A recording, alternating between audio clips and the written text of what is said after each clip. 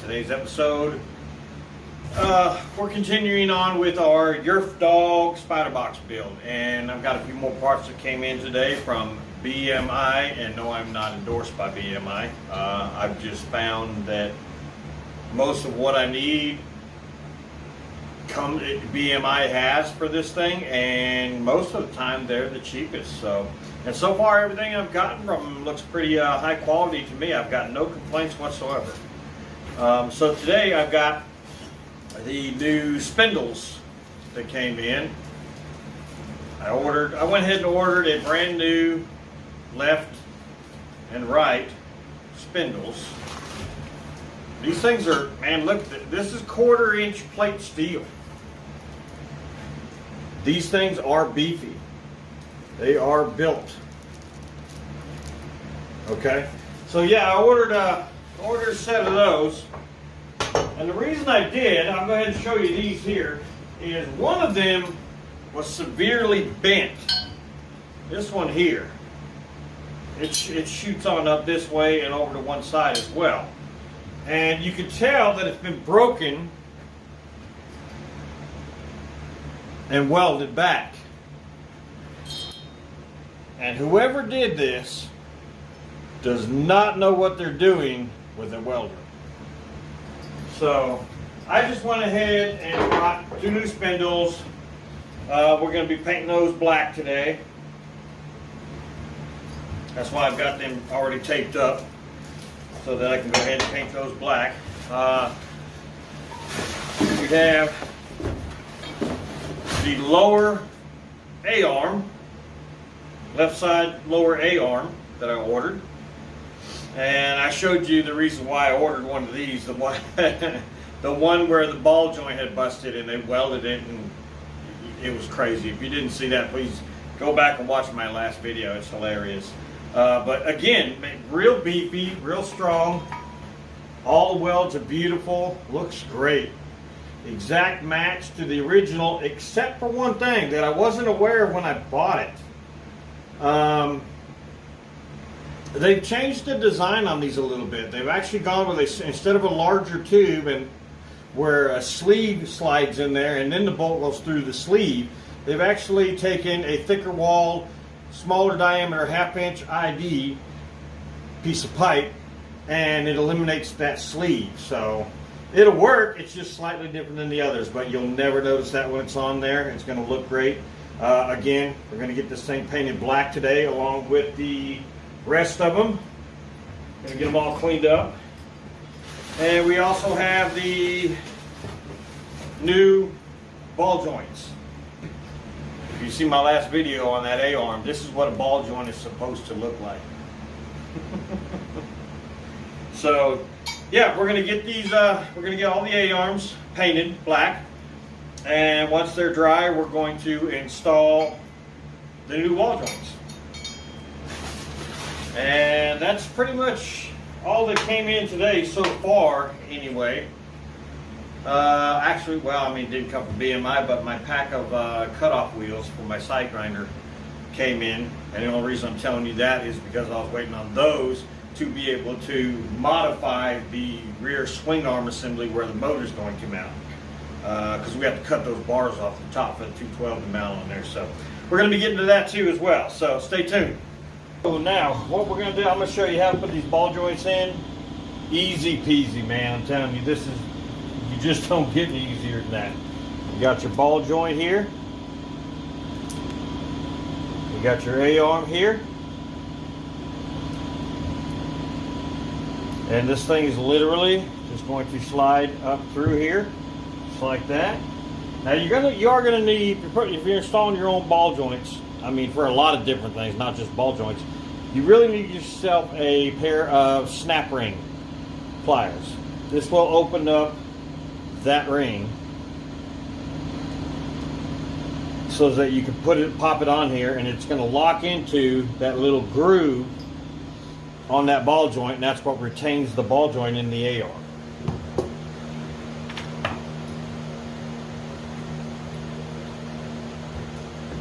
So you're just gonna take your snap ring pliers and see those 2 little holes there? That's what those little prongs are going to go into those little holes, and then you're going to squeeze it and work it down onto the ball joint.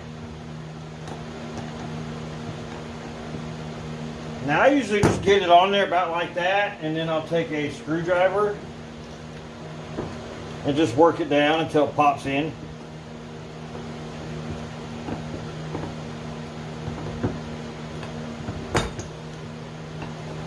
You hear that? You hear that popping in? There you go. Just like that. That's how you install a ball joint. Okay, now that we have our A-arms painted and our ball joints installed, we're going to move on to the swing arm assembly where the engine is going to be mounted. We have some pieces we have to remove from that to install a 212 on it. So that's what we're getting to next. So let's do it. Okay, this is our swing arm assembly where the engine is going to mount. A few things we have to do in order to put a 212 in this. These two bars here that go over the top here have to be removed. We're going to have to cut these things right here and down here and remove them. But I want to do it in a way, cut them in a way to where I can grind them down and paint this thing, and you almost don't know that they were there. And after that, in a future video more or less, because I'm still waiting on the engine plate and the engine to get here, I'll have to get a piece of square steel, and we'll have to weld a piece back here so that the engine plate can lay across those two right there. So that's what we're working on. Okay, so what I'm going to do, I got my side grinder with my cutoff wheel here, and I'm going to basically cut around here at these 4 points as close as I can to this tube without hitting this tube, so that when I grind this all down and paint it, it's going to look good.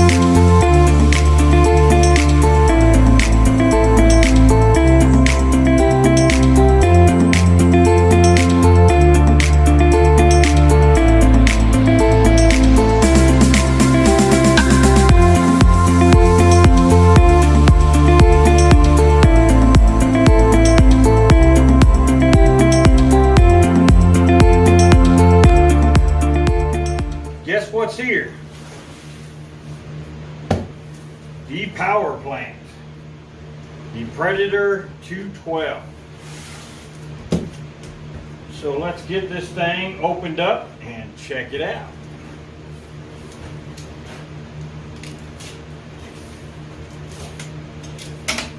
I've never bought one of these before, but I mean, I have watched hundreds, if not thousands, of videos on side-by-sides, go-karts, four-wheel drive karts, etc., etc. And if you're swapping an engine out and wanting to go with something different, this is what the majority of people go with. So I don't think you can go wrong purchasing a Predator engine, whether it be a 212, 301, 420, 670. I mean, they got about as big as you know, as you want to spend. Now we'll have to look over some of this, because I know from watching the videos that a lot of times you got to break them in, start them up, let them run, drain the oil back out and all that before you actually put it on there and actually operate the engine. So we'll be reading through that and making sure we do it properly, because the last thing we want to do is damage the engine before we even put it on the buggy. Looks like they got it packaged up pretty well.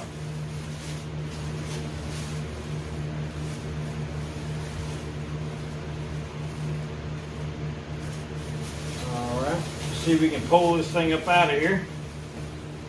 I need something to set this on. Set this down here for now. Make it easier to get up on there to begin with. There we go.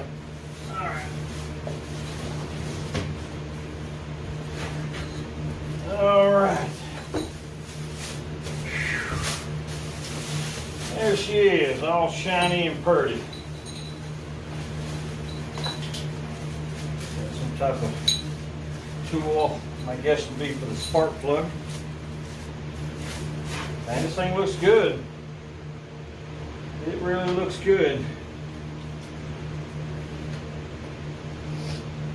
See, right here's one right off the bat that says, before use, fill gas here, add fuel stabilizer, add engine oil below, and well, it's hard to read that without my glasses on.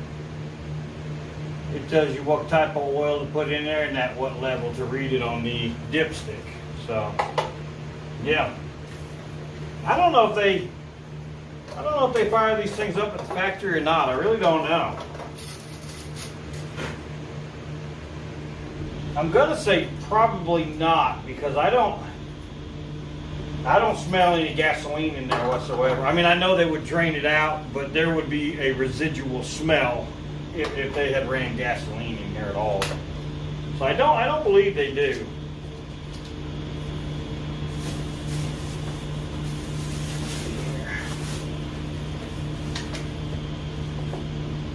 Huh.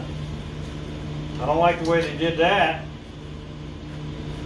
Just found the keyway laying in the plastic bag down here. That very easily could have got lost or thrown out. I honestly didn't expect it to come with a keyway, so I'm actually surprised to see one here. But not a problem. Always good to have an extra one around. Just trying to work this plastic out from underneath here. All right. So, yeah, it's a good looking engine too. Good looking engine. You know, they took the time to make everything nice and make it look good and paint it nice. I mean, it really looks good. See, here's your quick start guide right here. I'm gonna throw the glasses on for this one.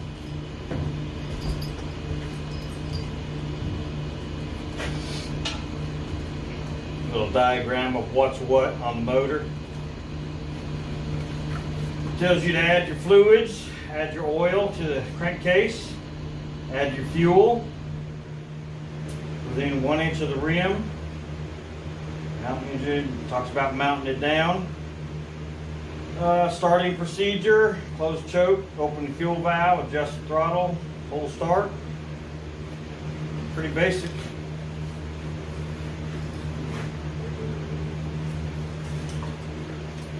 what do we got here? If engine stops or will not start, check oil level. So obviously this has the oil safety switch on it, where if it runs low on oil, it will actually shut the motor off so you do not damage the engine. Okay, now the sprocket's going to be over here on this side, okay, which puts this side of the motor to the back seats of the buggy. Okay, and that's not going to work for pulling this. So we're going to take that loose when we get to working on this. We're not going to do this right now. When we get to working on this, we're going to take that loose. You can take that loose, and we're going to spin this around to where the pull start will pull from this side. Much easier. I'm impressed. Good looking motor. I mean, it really is. You got your on-off switch right here. That will be hard to get to. Well, basically, it will be impossible to get to if you're on the go-kart, on the buggy. So I believe what I'll probably do is run wire. Go ahead and run the wires, and there's already two switches on the steering wheel mount. One was electric start, and the other one was obviously a kill switch. So I believe I'll go ahead and run some new wires right back up to the same existing switches that are still there, and I'll have it to where you can kill the motor while you're sitting in the buggy. Because this right here, you would have to get off of it while it's still running and walk around to the other side to shut it off. That's just not practical. So yeah, you have double dipsticks here. I'm not exactly sure what the reason for that is, to be honest with you. I don't know, because you got a dipstick here and a dipstick here, and they both, you know, go into the crankcase. So I'm really not sure what that's all about. But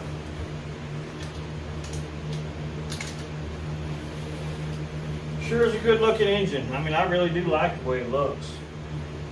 Wow, that's nice there. Look at that. Look at that nice hard plastic piece with that little gripper right there for installing and removing the coil wire. Super nice, super nice. I'm impressed with that.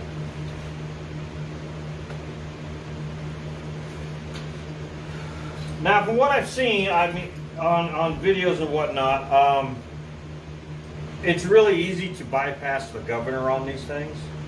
I'm a little undecided whether to do that or not, because you can damage. I mean, you can blow up, basically seize up your engine if you over rev it. So I'm a little worried about doing that. I don't know if I'm going to do it or not. I think I'm going to put it on in stock form and just drive it and see what I get out of it. Because, you know, I'm not looking for super speed. I'm not looking for climbing a mountain.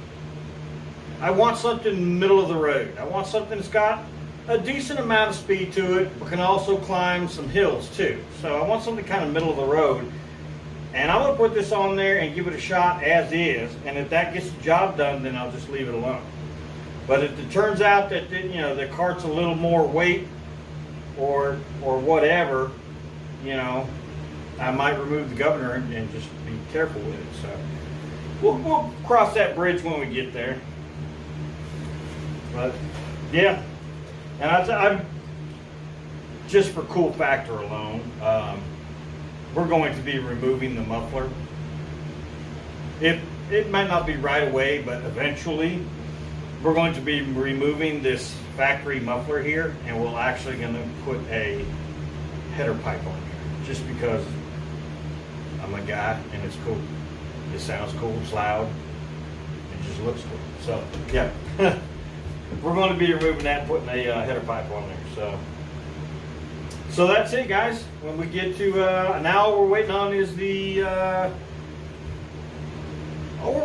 the mounting plate for the engine, and I'm waiting on the bulkhead for the front suspension.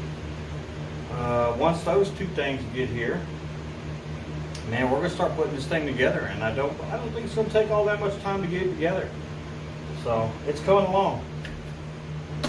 Thanks for watching. Like and